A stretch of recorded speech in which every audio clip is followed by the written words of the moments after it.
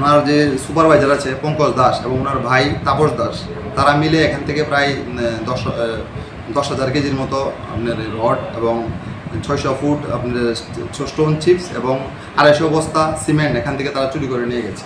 তো সেই মোতাবেক আমাদের থানাতে একটা কেস হয়, কেস নাম্বার হচ্ছে 7/2025।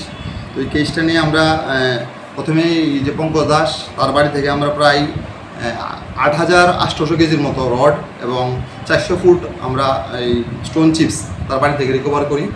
এবং গত 3 মাস এই পঙ্কজ দাস এবং এই যে তাপস দাস তারা সম্পর্কে কাকাতো ভাই, তারা পলাতক ছিল। আমরা বিভিন্ন সময় ওদেরকে অ্যারেস্ট করার জন্য বিভিন্ন জায়গায় রেড করেছি, কিন্তু আমরা ওদেরকে অ্যারেস্ট করতে পারিনি।